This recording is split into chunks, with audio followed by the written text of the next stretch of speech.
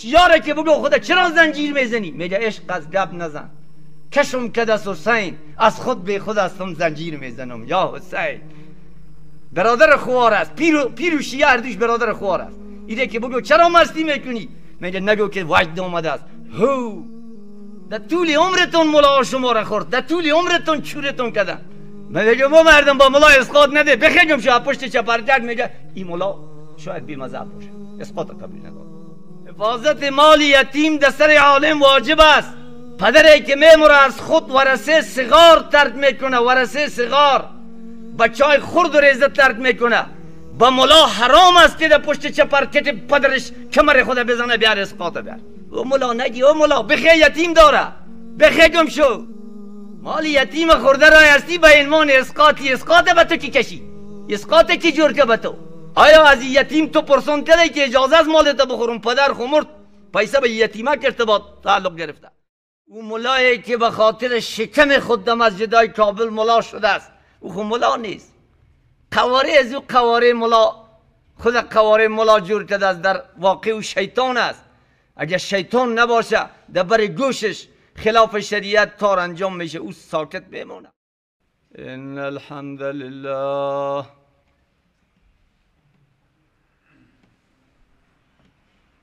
نحمده و نستعینه و نستغفره و نؤمن به و نتوکل علیه و نعوذ بالله من شرور انفسنا و من سیئات اعمالنا. من يهده الله فلا مضل له ومن يضلل فلا هادي له ونشهد أن لا إله إلا الله وحده لا شريك له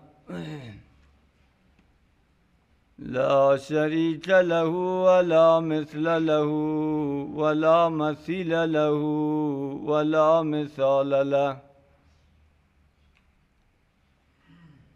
ونشهد أن حبيبنا وشفيعنا محمدا عبده ورسوله.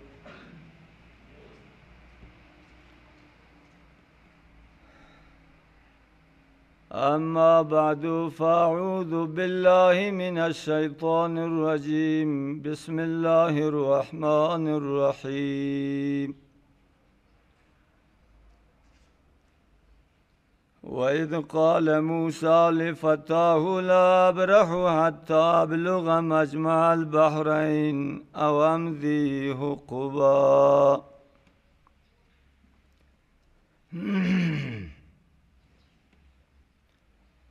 برادرای محترم، بخشی از وعظ هفته گذشته باقی مونده بود. اگر الله ما را توفیق نصیب کنه امور به پای تکمیل برسانه.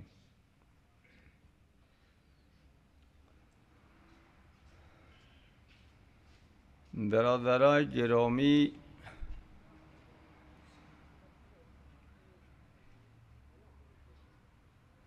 موسی علیه السلام سفر تأدیبی داشت. علم به سوی الله محول نکرده بود، حال الله برش تعلیم میده که بندای ما از تو کده عالمتر هستند، برو به سفر علمی. رفت به سفر علمی رفت. خضر علیه السلام پیدا که حدیث می آید که او مسجن بود به قطیفتهی، دراز کشیده بود، قطیفهش در سر رویش بود. موسی علیه السلام به سرش استاد شو، گفت السلام علیکم. او قطیفه را از روی خود دور که گفت انا بعرضک السلام. در این وطن سلام کجاست که تو با ما سلام کردی؟ مردم منطقه با خضر علیه السلام مخالف بود، کسی به او سلام نمیداد.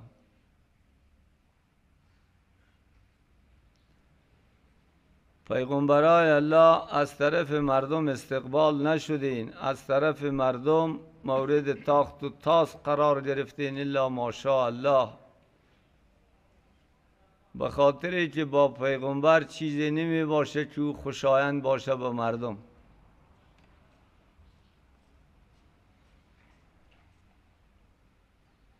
موسی علیه السلام گفت من خود موسی هستم. گفت موسی بنی اسرائیل؟ گفت بلی. خضر علیه السلام علم غیب نداشت که بفهمه موسی بنی اسرائیل. پرسانش که گفت موسی بنی اسرائیل؟ گفت بلی موسی بنی اسرائیل است.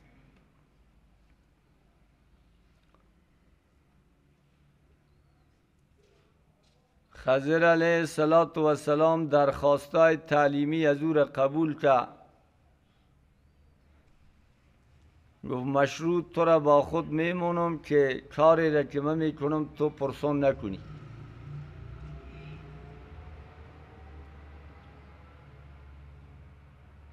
هر دویش به سفر روان شدن. از یک طرف دریا به دیگر طرف دریا میرن. کسی میگه رومیه میرن. رومیه مرکز ایتالیاست، مرکز قدیمی نصرانیاست. کسی میگن اسپانیا میرن، اندلس. کشتی آمد. صاحبای کشتی خضر علیه السلام شناختن، مسلمان ها بودن. اینا را برداشتن به او طرف دریا رسوندن، کرا از پیششون نگرفتن. از خضر علیه السلام کرا نگرفت. این سنت قدیمی مسلمان ها، سنت قدیمی که علما صلحا را مردم احترام میکنه. در جایی که مسلمان باشه، دین باشه، ایمان باشه، علمای دعوتگر احترام میشن. دریا که در موجش رسی، خضر علیه السلام یک تخته از زیر به وسیله تبر شکست. موج دریاست، موج بحر است. مردم نمی بینن. موسی علیه السلام گفت که تو خود کشتی را سوراخ کردی به خاطر که راکبینش غرق شود. ما را خود تو غرق میکنی در حالی که اینا از ما پیسه هم نگرفتن، کرایه هم نگرفتن. به طور معجزه کشتی غرق نشو.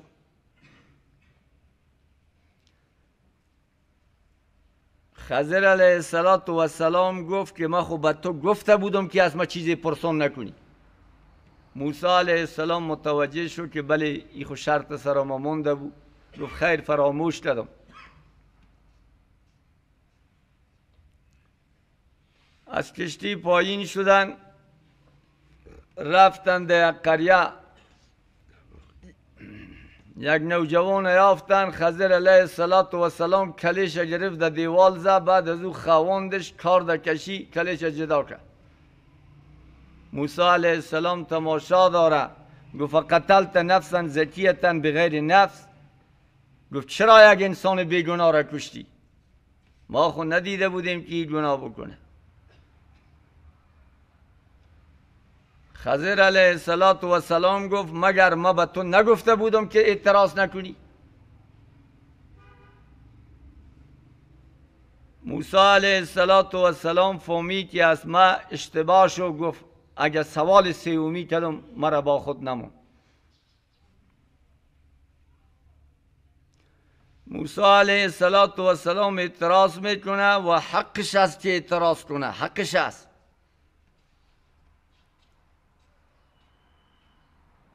خضر علیه السلام مخالف از شریعتش اجراعات میکنه.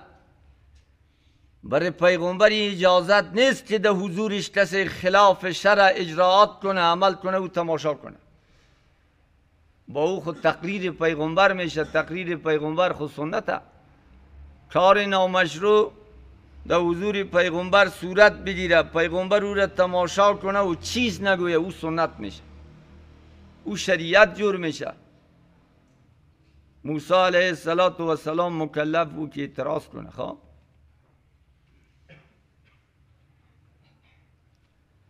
علما میگن که حق عالم است، عالم دین زمانی که کار نامشروع را میبینه حقش است که عاجل اعتراض کنه.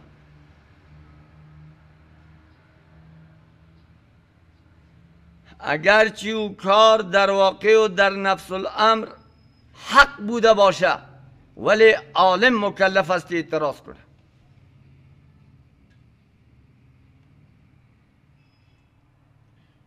این که یک نفر خود در جامعه پیر میزنه، باز خود برهنه میکنه، برهنه میگرده، خود در جامعه پیر میزنه، باز زنای اجنبی بیعت میکنه، خود در جامعه پیر میزنه، حلقات ذکری خلاف مشروع ایجاد میکنه، عالم مکلف است که در بالای از او اعتراض کنه. ملا مکلف است که در بالای او اعتراض کنه. او ملایی که به خاطر شکم خود در مسجدهای کابل ملا شده است، او خود ملا نیست. قواره از او قواره ملا، خود قواره ملا جور کرده است، در واقع او شیطان است. اگر شیطان نباشه در بر گوشش خلاف شریعت کار انجام میشه، او ساکت بمونه.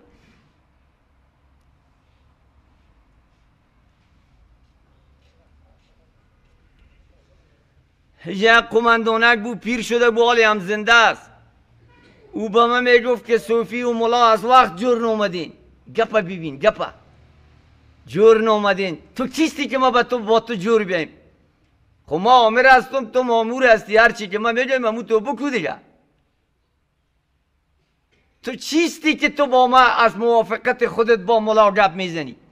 ملا خو آمر است، ملا خو از طرف الله و رسولش ترجمانی میکنه.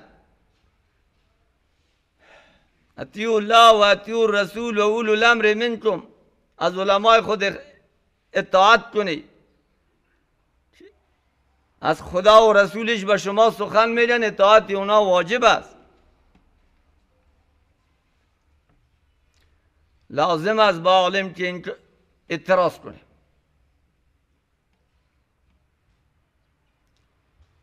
آخر الامر قریه گشتن، گشنه شده. این گشنه قانون است، کسی که گشنه میشه در قریه بازار نمی باشه و هتل نمی باشه، نان دادنش در سر مردم قریه واجب است، لازم است.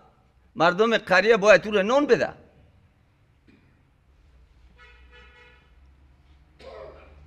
این حقشون بود که حق خودت طلب کنن. پیش یک نفر رفتن که نان ما بده، پیش دیگهش رفتن که نان ما بده. قریه را یک نفر گشتن، کسی نانشون نداد. فابوا ان یضیفوهما، انکار کردن که اینا را میمونی بدن. علما میگن که این مردم شوم بخیل بود، به کسی نان نمیدادن، علاوه به این مشرک بودن. انسان مشرک با خیرات و صدقات مخالف است. این غلط است که پیرا در فیسبوک مرا میگن که ملا خیرات هم قبول نداره. مشرک مخالف خیرات است. شما فکر کنه که همون قریه بود، گذشته است، رفت دیگه کسی نبود. نمی اونا باید یک چند سال پیش این اون بایا یک تا نون به شاگردای مدرسه خیرات میدادن.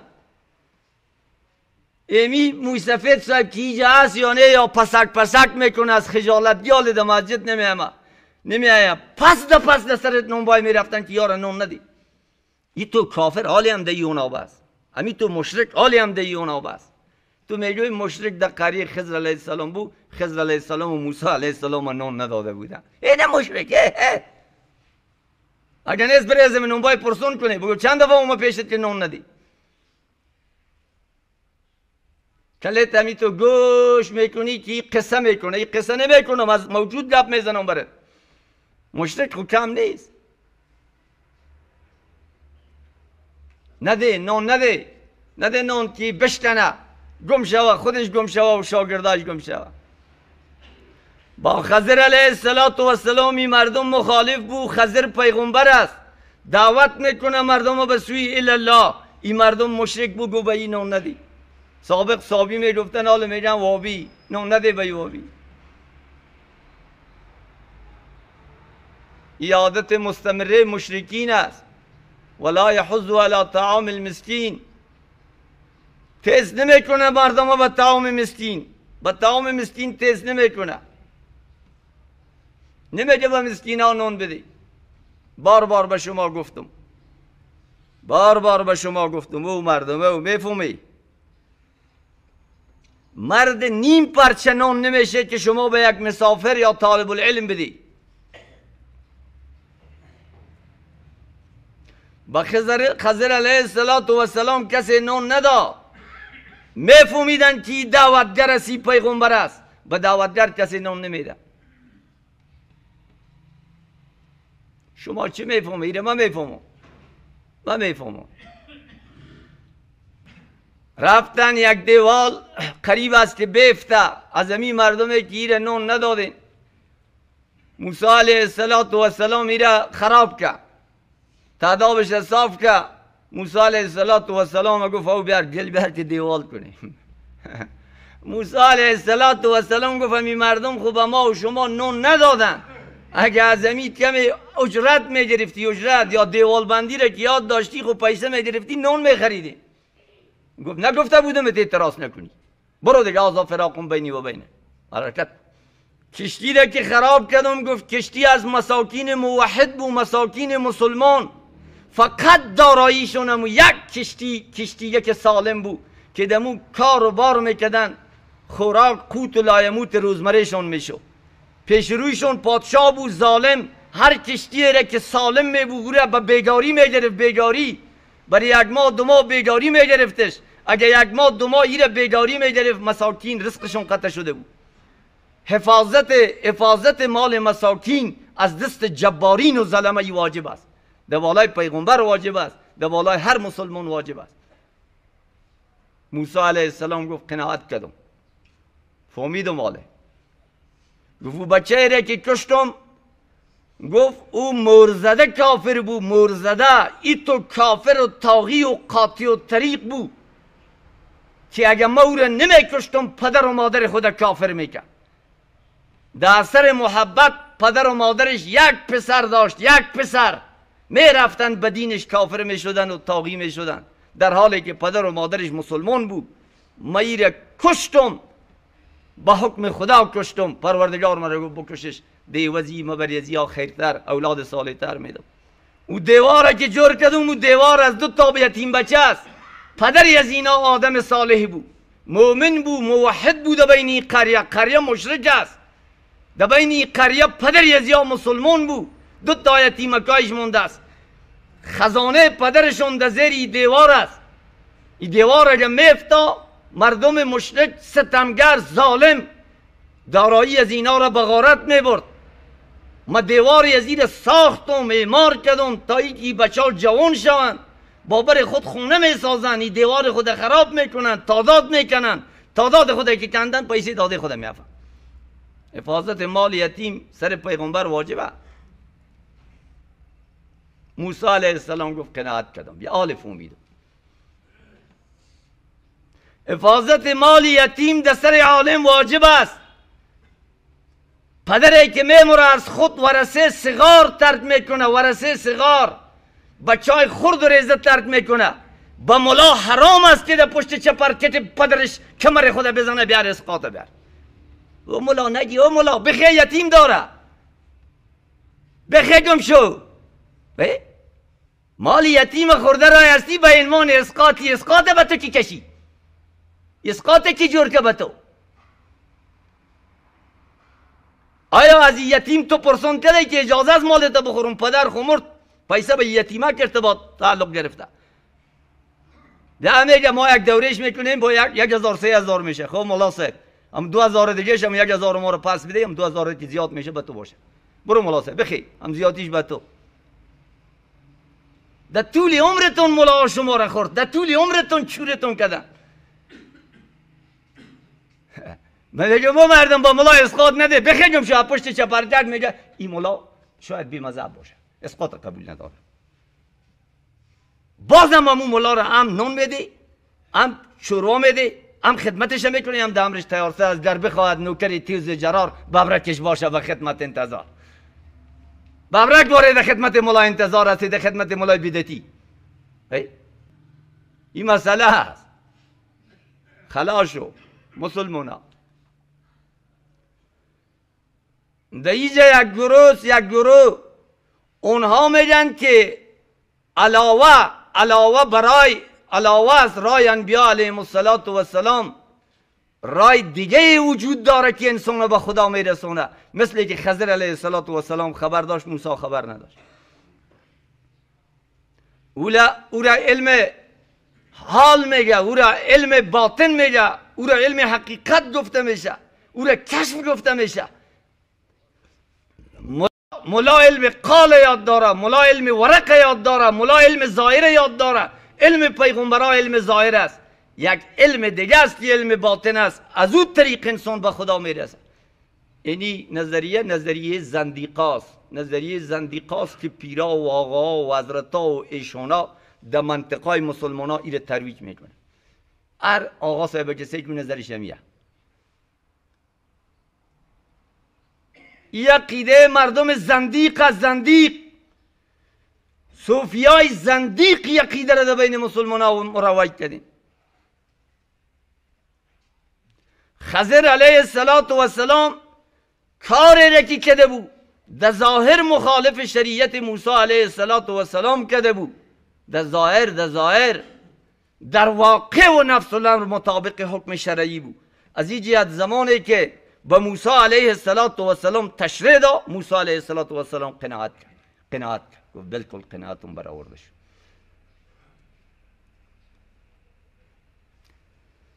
برسیدن به الله جز رای پیغمبرا، جز رای انبیاء علیهم السلام، جز همین راه شریعتی که علمای ربانی ایره به شما پیشکش میکنن، دیگر رای وجود نداره. قطعا دیگر راه وجود نداره. راه همیه. خضر علیه السلام مخالف از شریعت موسی علیه السلام در ظاهر مخالفت میکرد از شریعت موسی علیه السلام، به خاطر که خضر علیه السلام خو امت موسی علیه السلام نبود. موسی علیه السلام به خضر علیه السلام مبعوث نیست. موسی علیه السلام به سوی خضر فرستاده نشده است. خضر علیه السلام مکلف به شریعت موسی نبود. از این جهت در ظاهر مخالف شریعتش کار کرد و اعتراض هم میکنه موسی علیه السلام.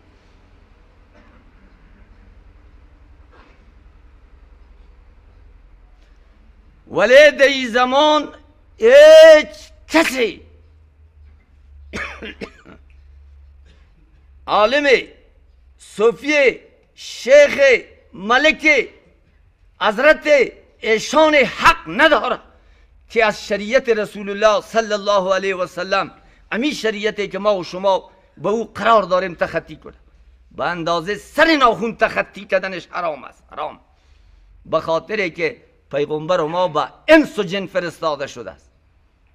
هیچ کسی نیست که پیغمبر الله به او فرستاده نشده باشه او مکلف به این شریعت نباشه. مکلف از به این شریعت. مسئله را گرفته. مسئله را. این که پیر صاحب میگه که کشف جداست، علم باطن جداست، علم ظاهر جداست، زندیقه. پیر نه زندیق. مردم در دینشون مشکوک میسازه، مردم در قرآنشون مشکوک میسازه، مردم در نمازشون عبادت مشکوک میسازه. تا اینکه بابا جان رسید، پیر نجیب رسید گفت که نماز چه بکار است؟ دلت پاکو. دلت گفت پاکو، این نماز ندیگه. آیسته ترقی میکنه تا ای که دجال جور میشه. دجال پیر بابا جان از نماز و روزه انکار کرد. یک تعدادی روافض از شیعه میگه مهدی صاحب کیمه، پلکای ما ریخته می مهدی صاحب کیمه، امام زمان کیمه، امام زمان بیا که امرایش امام زمان امام مهدی. یک آدمی که خداوند دور هدایت کرده از مهدی است. چی بکنی؟ قطیبه چی کنم برات؟ داسمون بالایت کنم؟ نمیتونم.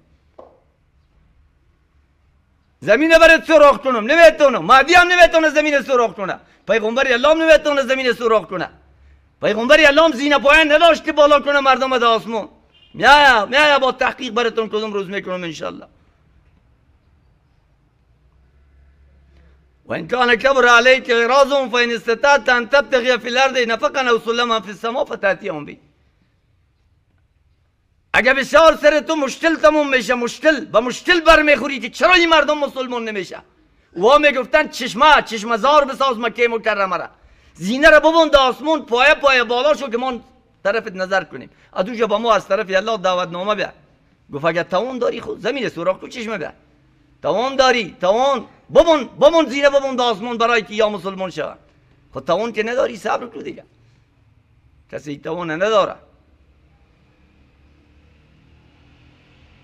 مهدی رحمه الله در آخر زمان که پایین میشه، از ترس یاجوج و ماجوج در تور محاصره میشه. مهدی بیا آن یاجوج و ماجوج پیدا میشه، محاصرت نکنه. با چی میکنی؟ تا اینکه عیسی علیه السلام پایین میشه، دجال برآمد از دجال، او دجال میکشه. بر تقدیر برادران، شاید که من سخنی هوایی باشو با گپ بزنم. هوایی میگه هوایی گپ میزنه، پیش پیر که بزنه هوایی گپ میزنه. فلان خودیده بود، فلان بزرگ خودیده بود، دادم خودیده بود، خودم خودیده بودم. یک بزرگ در یک جا رفت چنین بود و چنان شد. امی تو نه، ما براتون واقعیت گپ میزنم. اینی حافظه که شیعه میگه به می سجاده رنگین کن گرت پیر مغان گوید که سالک به خبر نبود زرا و رسم منزلا. ما شعر حافظه سکنی. اگه پیر و تو گفت پیر جای نمازت شراب سرش بر تو، شراب نجس این نجس است، نجس قطعی است. شراب نجس است مثل قاذوره. اگه پیر میگه که پرتش سر جای نمازت، رنگینش کو رنگین که سالک به خبر نبود زرا و رسم منزلا. پیر خبر است، تو خود نمیفهمی، پیر میفهم. شاید پیرم میگه بفهم، پیرم میفهم. پیرم میفهم. در یک جا ما طالب بودیم، خب اینجا فقط منطق خونده میشه. یک تعداد طالبات در کنج مسجد نماز صبح ما در جماعت استاد میشدیم، در کنج مسجد قرار خومی بودن. بعضی موسفیدای ما پاکستانی مردم های خوب بود، میگفتن شاید هم یا چیزی رو میفهمم، بانشون نکن، بیدارش نکن. یک تبلیغی بگو فکر چیزی نمیفهمم، بیدارش کن نماز بخونه. از جماعت اوجه خواه از این جماعت میشه و طالب العلم است. خواه خود از منطقی گم شد تا 1 بجه شد تکرار میگه منطقه. بیدارش کن که نماز بخونه. این دیگه چیز نداره که تو بگو او میفهمه. ولی ما چیز گفته نمیتونیم، میگه پشت پرده را که میفهمه. کسی را چیز نگو. با می سجاده رنگین کو گرت پیر مغان گوید که سالک بی خبر نبود زرا و رسم منزل. پیر جان که هر چی گفته تموتو کو پیر. دروغ میگه، دروغ میگه. او بچه نوجوان، او بچه مکتبی، او بچه شما خود مدرسه نمیخونی، اگر بخونی هم دری دزدا میخونی. دری دزدا خاطر سنه. شما خود مردار کردی، علمم مردار کردی. یک کتاب به نام مثنوی، او را قرون فارسی اونا میگن. در اون نوشته که است که ملت عشق از همه دینا جداست، عاشقان را مسلک و مذهب خداست. ملت عشق از همه دینا جداست. عشق میگه صوفیگری از دین خدا، از دین اسلام جداست. راستی هم که تو از دین اسلام جداستی، راستی هم که جداستی. و بدر ملت عشق از همه دینا جداست. شیاره که بگو خدا چرا زنجیر میزنی؟ میگه عشق از گپ نزن، کشم که دست حسین از خود به خود هستم زنجیر میزنم. یا حسین برادر خوار است، پیر و شیعه هر دوش برادر خوار است. ایده که بگو چرا مستی میکنی؟ میگه نگو که وجد آمده است. هو در سر یک جنازه بودیم، اون جنازه این تو لور بود تپه. من تبلیغ داشتم که یک نفرش گفت که هم یک نفر بغل که گردوش قریب لور شد. گفتم چه شد صافی؟ گفت اشاره اومد. گفتم اشاره نامه شیطان از پایین داخل شد. بشیگم شد اشاره اومد. مرا فریب میدی. از کجای به تو اشاره اومد؟ تو پیغمبر وقت شدی؟ چی اشاره به تو اومد؟ ملت عشق از مدینه جداست. بشنوید دروغ میگه، دروغ. این مولانای روم اگه در حالت عقل خودی سخن گفته است، در حالت بیهوشی مست شده است، گپی نداره. اگه در حالت عقل خود گفته دروغ میگه. داستان ذکر میکنه، داستان میگه رفت موسی علیه السلام رفت یک جا دید که یک چوپان شش از یک چپری زده است، هوا برش میوزه، کوزه آب مونده است، میگه نعت میخونه. میگه خدایا تو کجایی تا شوم من چاکرت؟ چاره قد دوزم کنم شانه سرت، مویای تا شانه کنم کجاستی که می کوشکای تا بدوزم، دستکایت بوسم بمالم پایه کرد. وقت خواب آید برویم جایه کرد. بیا که خدایا کجاستی پیدا کنم دستکای تا بوسه کنم پایکای تا بمالم، وقت خواب کردنت چو با جای تا جارو کنم. موسی علیه السلام گفت او چوپون خود مسلمان ناشده کافر شدی. گفت موسی های پس مدبر شدی، خود مسلمان ناشده کافر شدی. مسلمان ناشده خود کافر کردی. خدای پاک از این چیزها خود منزه است. با خدای پاک تو جسم ثابت نکنی. جسم ثابت کردن با خدا خود کفر است. دراز داستان میاره، دراز داستان. باز میگه که چوپان یک دفعه دنگی شو. گفت که او موسی گفت دوختی دهنم دوختی، از پشیمانی قلب و دلم سوختی. وحی اومد از طرف پروردگار، وحی اومد به موسی از خدا که تو بنده ما را از ما کردی جدا. چرا بنده ما از ما جدا کردی؟ سیکو این مولانا موسی علیه السلام در بالای خضر نبی اعتراض کرد. گفت چرا انسان بیگناه را کشتی؟ در بالای خضر پیغمبر اعتراض کرد که چرا تو کشتی مردم مسلمانه در حالی که ما را به کرا انتقال دادن تو سوراخ کردی؟ الله جل جلاله تایید که موسی را. خضر علیه السلام گفت و ما فعلت عن امری، من این کارا را از اجتهاد و نظر خود نکرده بودم، وحی الهی بود. وحی الهی الله با ما وحی کرده بود که این بچه کافر است بکشش. بچه خبر کی کافر است؟ الله تاییدش که این نص قرآنی است. این مولانای مثنوی تو چطور میاره میگه وحی اومد از طرف به موسی از خدا بنده ما را از ما کردی جدا. بدو چوپونه بیار. ملت عشق از مدینه جداست، عاشقون را مذهب و مسلک جداست. بشنو از نیچونه که آیت میکنه دیدم بوریده. و بدر چی جور کردی تو از این دین؟ چرا این مردم مسلمان فریب میدی؟ چرا این مردم بیچاره را فریب میدی؟ در کدام کتاب اومده است؟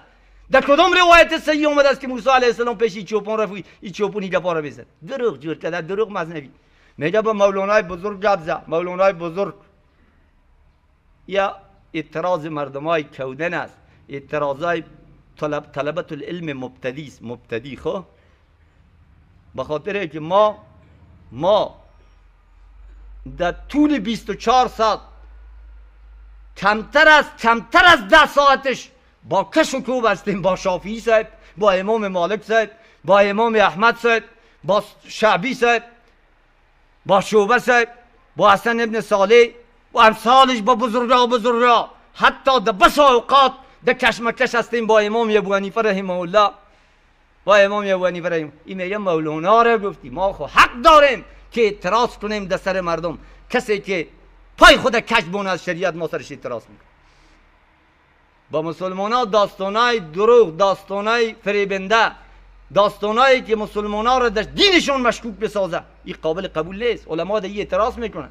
اگر کدام عالم میتونه که امی روایت در کدام کتاب، در کدام حدیث، در کدام اثر، در کتابای سابقه از تورات و انجیل ثابت کرد، ما خدا مجرم میدانم.